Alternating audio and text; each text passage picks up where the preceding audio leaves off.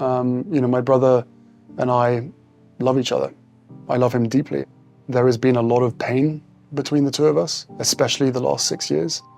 None of anything that I've written and anything I've included is ever intended to hurt my family. It began with a snapshot, a modest, polished image provided by Kensington Palace to commemorate Prince George's birthday.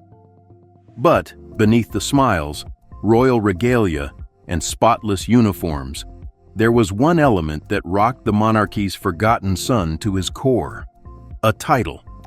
It was subtle to the uninitiated eye, but clear to those who knew the crown's language.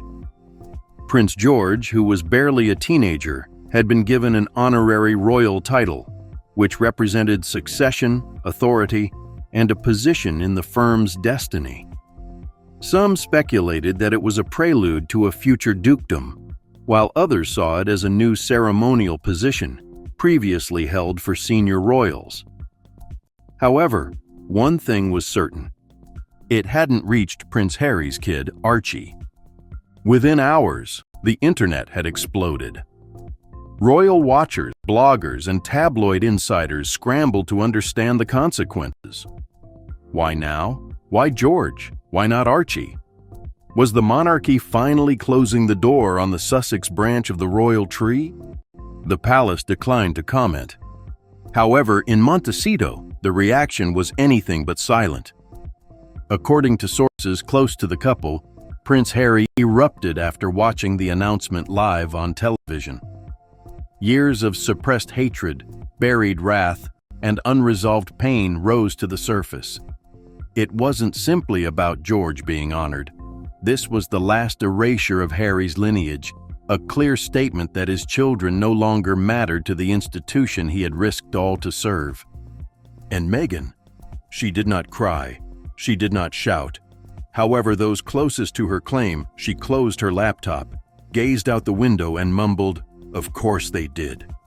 What followed were a series of angry phone calls, private messages, and a voice note so raw and explosive that it surprised even longtime royal aides who had faced with Harry's past outbursts.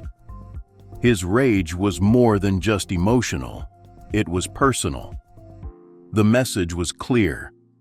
My son has royal blood, and you've thrown him out. But behind the scenes, another story was unfolding. One that did not make news. One that the public did not hear. Because while Harry was filled with wrath, the palace stood firm, silent, chilly, and unwavering. And Prince George? He bore his new title with quiet dignity, standing by his father, the future king, knowing that his mere presence had reopened the most vicious royal feud in decades. This is the story of the title, which destroyed the remaining tranquilly, and how a single snapshot became a declaration of royal war. Prince Harry's rift with the royal family did not begin with the Oprah interview. It didn't even start with Meghan. The fact is that it began long ago, buried beneath decades of whispered pain, quiet contempt, and a role he never chose. From the minute he was born, Prince Harry was labeled the spare. His older brother William was the heir, groomed from birth to one day wear the crown. In contrast, Harry was frequently an afterthought, appreciated more for his position in the succession line than for his humanity. Even as children, insiders saw a difference in tone, attention, and expectation between the brothers. William was polished, Harry was tolerated. But the actual fracture occurred on the day Princess Diana died. He was only 12. Forced to walk behind his mother's coffin, cameras flashing and crowds gathered. The world mourned Diana, but Harry was expected to carry on, to be calm, composed, and devoted. Not to worry, there is no rebellion. It's just duty.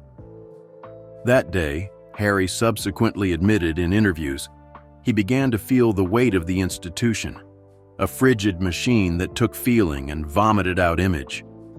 He started to resent it. Harry continued to play the character for many years. He joined the military, carried out his royal duties and attempted to find his place. But deep down, he felt expendable, a fallback option for a system that only cared about the heir. Then came Meghan. With her, Harry saw a route out, not simply from the press or the procedure, but from the invisible cage he had been living in since boyhood. Meghan urged him to speak, question, and heal. However, as their love increased, so did the isolation from his family. The institution he had tolerated for years suddenly regarded him as a threat. The wedding marked a turning point. While the public enjoyed the glamour, the palace tightened its grip. Meghan was reportedly cautioned of protocol violations. The staff was reshuffled. Stories began to leak to the press about tiara drama, Meghan making Kate cry, a story later retracted, and their demands. Harry understood the pattern. He had seen what happened to his mother, and it was happening again. By the time the pair resigned in 2020, the wounds were deep. The ultimate insult, however, was directed at his son rather than himself. When Archie was born, he was not given a regal title. The palace maintained that it was regular protocol. Behind closed doors, Harry raged. To him, it was more than just tradition. It was about rejection. His kid, a prince's son, was denied the honor of royal acknowledgement. "I was born into this," Harry allegedly told a buddy. "So was my child. But they are pretending he does not exist." Years passed, yet the ache persisted. If anything, it grew stronger, especially as George, Charlotte, and Louis were elevated in public ceremonies, shown in royal pictures, and accepted by the firm. Harry had no ill will towards the children. He adored them, especially George. However, he could not ignore the message. One branch of the family represented the future. The other, his, was forgotten. Even when Harry went to the UK for funerals or coronations, the gap was obvious. Frosty receptions, swift exits, and limited duties reinforced what he already knew. He and his family were no longer considered working royals. But he held out hope that one day, perhaps when Charles took complete power or William softened, Archie and Lilibet would be welcomed back, not only as family, but as royals. That hope was dashed the instant George learnt his new title. Because at that moment, Harry realized the truth. The royal family had moved on without him. Worse, they did it openly, deliberately, and without even a phone call. For Harry, it was more than simply a snub. It was a declaration. The war was no longer silent, and this time he was prepared to fight. It was meant to be a regular Sunday. Meghan had meticulously cultivated a serene California morning since leaving the UK, with the sun rising over Montecito, the fragrance of fresh coffee, and Archie running barefoot across the lawn. Then came the headline. Prince George awarded honorary title in private ceremony at Windsor.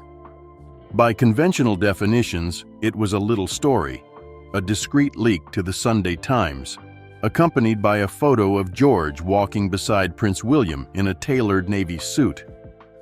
Meghan was drawn to something other than the image. That was the caption. Sources confirm the young prince is being prepared for his future responsibilities and has now been granted the honorary title of Knight Commander of the Royal Victorian Order, typically reserved for senior royals, a decision reportedly endorsed by the king. She froze. It wasn't only an honorary title. It was a statement to the world that George was more than just the monarchy's future. He was already positioned as a crucial character inside it. Additionally, others were not. Meghan called Harry into the kitchen. He read the piece silently, then once more, then the third time. He tightened his knuckles and closed his jaw. It wasn't only the title. It was the time, the modest ceremony, and the calculated manner in which it was released. No mention of Archie, no inclusion. There was no effort to soften the blow. Only George, celebrated. Meanwhile, Archie remained a ghost. According to a source close to the Sussex family, Harry's initial reaction was explosive. He slid his phone over the table and said, "They have made their choice, and it is not us." Meghan was taken aback by the outburst, despite having become accustomed to the palace's coldness. But this was different. This was not a case of the media misrepresenting facts. This was not a tabloid campaign. This was the royal family itself, promoting one child and entirely eliminating another. Harry rushed out of the kitchen and paced the hallway, cursing under his breath. His voice grew louder and angrier. George is a child. So is Archie. So why does one get titles, uniforms, and future duties, while the other is dismissed as if he does not exist? Meghan attempted to calm him. She reminded him that they had decided to go. They had walked away. Her words hardly reached him. "We walked away from the system," Harry said abruptly, "not from the bloodline. They are punishing my son for my decision." He grabbed his phone and typed a message, despite Meghan's objections. Not to Charles, not to William, to an aide. A heated communication filled with anger and demands. He sought clarification. He sought accountability. Above all, he desired recognition, not for himself, but for his children, his mother's grandchildren. The aide never replied, but Harry did not stop there. Later that evening, he recorded a voice note and forwarded it to a top royal staff member. Insiders said the message was so blunt, it shocked even hardened palace veterans. "Do you think this is over? It is not. He still has royal blood. You don't get to say he doesn't matter." By dawn, news of the outburst had discreetly reached Buckingham Palace, and in less than 24 hours, the tone in royal circles had shifted. Not angry, but determined. The lines were redone. The new generation of royals had been selected. The message was chillingly apparent. There is no room for outsiders, not even if their surname is Windsor. The voice note was not the end of things. It was only a spark. The quiet that followed Harry's vehement communication to a senior royal assistant, someone who had previously worked closely with him throughout his military and humanitarian engagements, was deafening. Not a single response, not a single call. The palace, it appeared, had chosen to leave his comments hanging in the air, unanswered. But Prince Harry wouldn't let it go. He spiraled for several days following. Those closest to him described him as completely consumed, pacing the corridors of their Montecito house, rereading the headline and rewatching images of George marching beside William in full ceremonial garb. What others perceived as a joyous family occasion, Harry regarded as a public confession that his children had been excluded, not only from the family, but also from history. For him, the snub was more than simply symbolic. It was personal, deliberate. He started reaching out, first to his father. Charles didn't respond. Then to William. His call went to voicemail. There was no answer from either. He even phoned a cousin in the hopes of getting clarification through a back channel. The communication was forwarded to Kensington Palace, but nothing came back. According to accounts, Harry had a breakdown at that point. "I served this institution," he allegedly yelled after a heated conversation with his team. "I walked behind my mother's coffin for them. I went to war, I sacrificed everything, and this is how they treat my children." One staff member attempted to de-escalate the situation by telling Harry that he had chosen to step down from royal duties, and that the titles and functions being bestowed today were contingent on active service within the monarchy. But Harry was not concerned in formality. "This is not about duties. This is about blood. Archie still has royal blood. He's the king's grandson. You can't erase that with quiet." For Harry, the issue extended far beyond the ceremonial. He saw George's new title, no matter how honorary, as the first of several formal stages that would solidify the next generation of official royals: George, Charlotte, and Louis. Meanwhile, Archie and Lilibet would be reduced to footnotes in royal history books, never becoming part of the legacy. Meghan attempted to intercede once. According to a close friend, she took Harry aside and discreetly stated, "They have already made a decision. Do not let them break you again." But he was already broken. He reportedly started writing his own letter, not to the press, but to his father. A last-ditch attempt to appeal as a son rather than a prince. It was said that he wrote, "It's not about status, it is about acknowledgement. Archie and Lily may live far away, but they are still members of our family until you are willing to publicly state differently."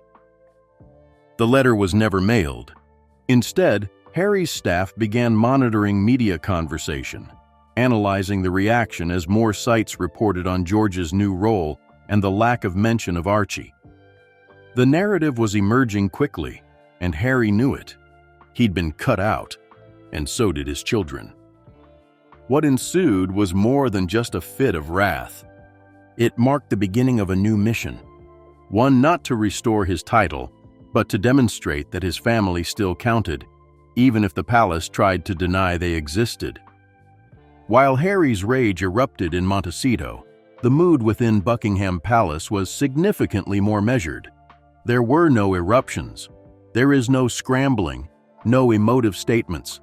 Just a quiet sense of inevitability, an awareness that the firm had undertaken a move it had long planned. The decision to bestow an honorary title on Prince George was not unexpected. In truth, King Charles, Prince William, and a small group of senior advisors had been discussing it for more than a year. With Queen Elizabeth gone and Charles now publicly leading the monarchy into a more modern and leaner period, symbolism was more important than ever. Every title, every event, and every child who appeared in the public eye had significance, and George, the future monarch, was picked to represent the following generation. Palace insiders revealed that the decision was based on more than just family legacy. It was about public impression, responsibility, and continuity. Since taking on increasingly conspicuous duties, Prince George has been well-groomed, appearing at Wimbledon, walking in the Queen's Jubilee, and now joining his father for solemn ceremonies dressed in tailored clothes that signify calm strength. The public had responded warmly. The media coverage was fantastic. The firm saw George as having earned the trust of the people and the crown. But beyond the spectacle, there was another factor: absence. When the Sussexes stepped down from royal duties in 2020, the Queen made it clear, you can't be half in, half out. That policy still applied. The palace believes that Harry and Meghan's decision to reside abroad, pursue media projects, and avoid royal functions excluded their children from active recognition. They chose a different path, stated one royal official. That is not to say we do not love them. But the monarchy is not emotional. It is constitutional. Titles indicate duty, and the Sussex youngsters aren't fulfilling any. The connotation was clear and intended. Some claimed Archie and Lilibet were too young to serve. But George was only a little older. What's the difference? Proximity and presence. George was present at every important royal event, walking beside his grandpa and father, learning, representing, and stepping into a future that had been predetermined for him since birth. And then there was William. Though he said nothing publicly, those close to him say he discreetly supported the title change. His belief was firm. Service comes before sentiment. He had watched his brother walk away, and while he privately mourned his loss, he believed that those who stayed and served should be properly honored. George's promotion, in his opinion, was motivated by responsibility rather than favoritism. William had also become more protective of the institution. The family's reputation has been damaged in recent years, thanks to Oprah appearances, autobiographies, and Netflix bombshells. For William, rebuilding trust in the crown necessitated clarity and action. This entailed boosting the successors who were present, visible, and loyal. And George? He'd never asked for anything. But he did show up. He stood tall, and he silently accepted the weight of the future. It was not about punishing Harry or Meghan. It was about praising George, but also reaffirming the monarchy's line of succession in front of a watching world. Because beyond royal walls, one reality was obvious. The crown does not play favorites, it plays for survival. While Harry shouted angrily behind closed doors, Meghan Markle's reaction was significantly more calm on the surface, but terribly rattled behind it. She said nothing to the rest of the world. There were no tweets, declarations, or sly digs throughout the interviews. But insiders close to the Sussexes stated that Meghan was distraught and embarrassed in the privacy of their Montecito home. According to a close friend of the Duchess,